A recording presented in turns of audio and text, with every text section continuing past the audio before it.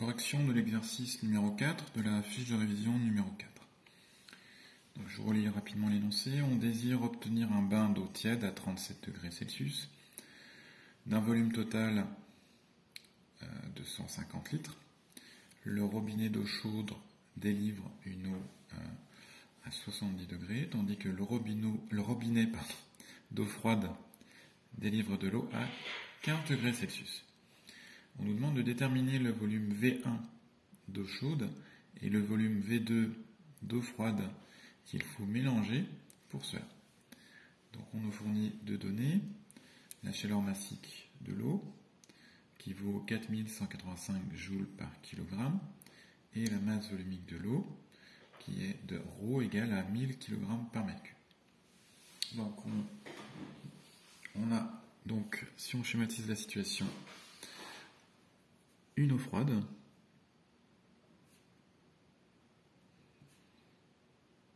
de température T égale 15 degrés Celsius, d'un volume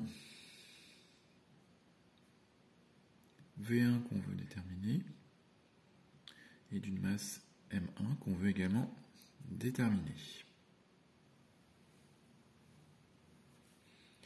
Donc cette eau froide va recevoir une chaleur Q1 et on obtiendra au final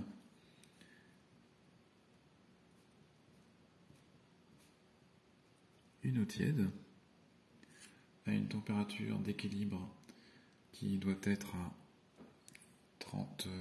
37 degrés. Oui, c'est ça. Donc TF égale à 37 degrés Celsius, d'un volume toujours égal à V1 et d'une masse toujours égale à M1. Donc l'eau froide de départ va être mélangée à une eau chaude. Donc on aura également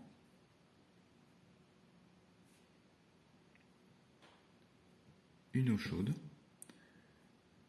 à une température initiale de 70 degrés Celsius, de volume qu'on va noter V2 qu'on ne connaît pas et qu'on cherche à déterminer.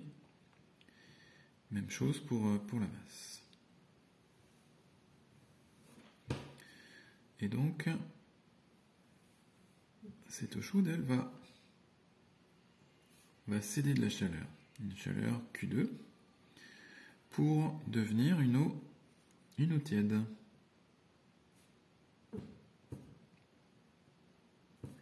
De température finale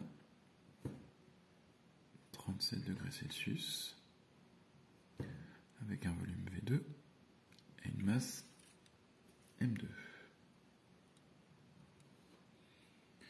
Donc par ailleurs, l'énoncé nous dit que le volume total d'eau qu'on aura à la fin sera de V égale à 250 litres.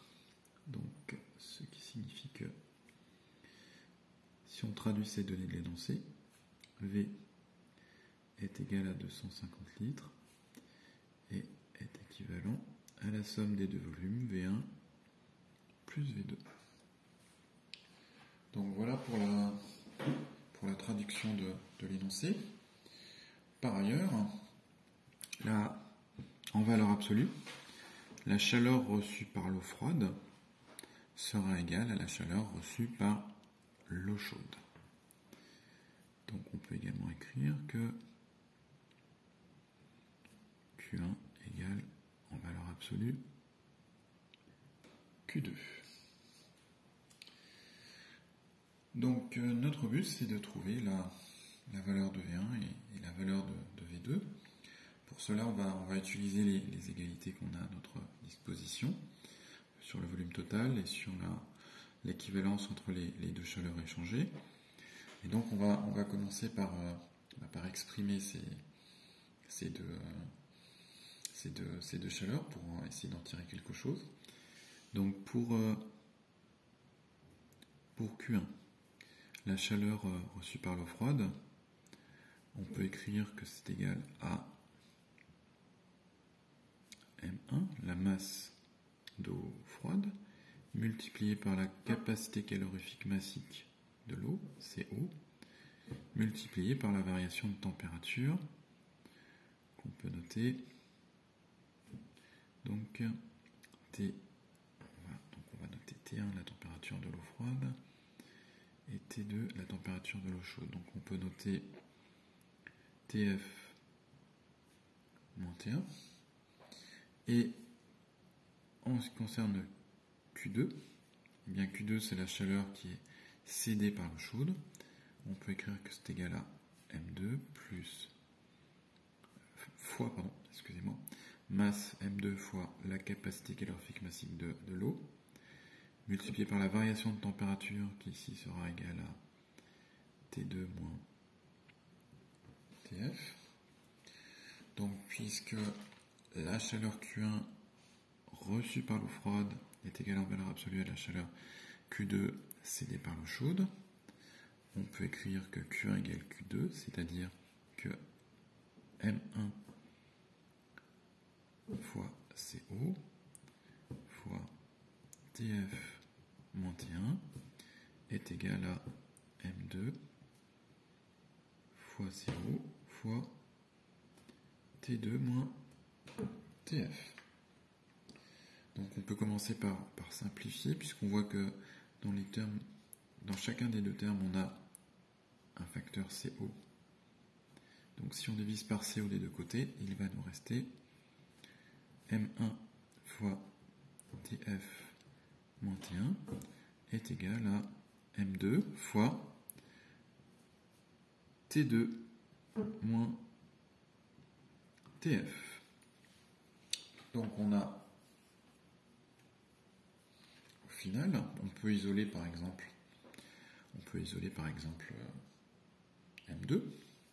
On peut écrire que M2 est égal au membre de gauche divisé par le facteur T2 moins TF. Donc M2 est égal à ce nombre-là, M1 fois TF moins T1, divisé par son propre facteur qu'on élimine en divisant, donc divisé par T2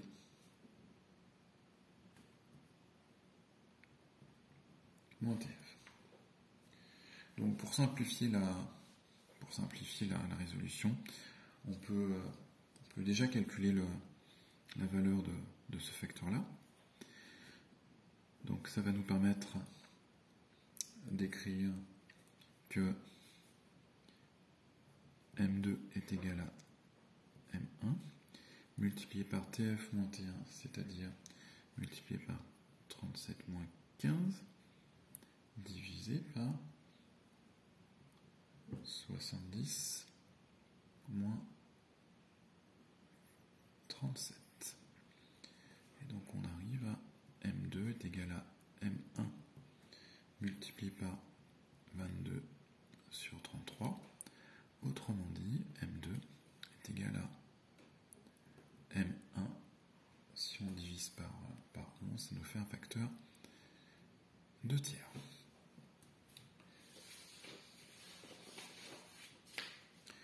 Donc on a une relation entre M2 et M1, mais pas encore la valeur de chacun des termes. Donc je vais continuer à côté.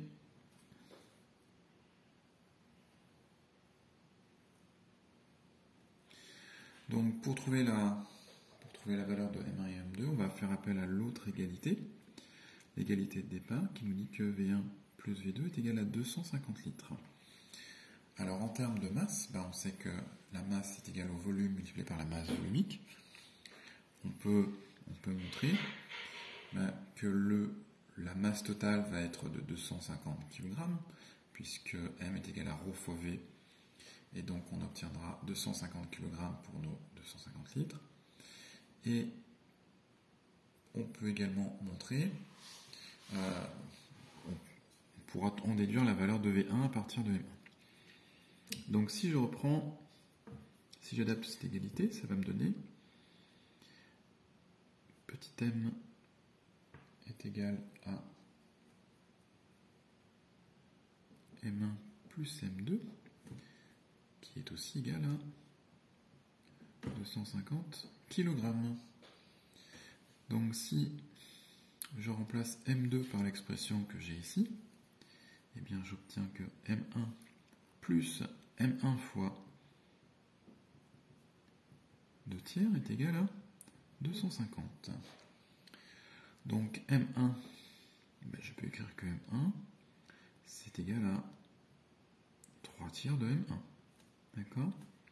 Plus 2 tiers de M1 est égal à 250. Autrement dit, 5 tiers de M1 est égal à 250. Donc j'en tire que M1 est égal à 250 multiplié par 3 sur 5. Donc si je fais le calcul, ça me donne M1 est égal à 150 kg. Et si M1 est égal à 150 kg, eh bien V1 est égal à 150 litres. Et étant donné que la somme des deux masses est égale à 250, on peut écrire que M2 est égal à 250 moins M1. Autrement dit, M2 est égal à 250 moins 150, c'est-à-dire M2 est égal à 100 kg. Et donc, V2 égale 100 litres. Donc voilà la réponse à la question qui nous était posée. Le volume V1 d'eau froide à utiliser sera de 150 litres et le volume V2 d'eau chaude à utiliser sera de 100 litres.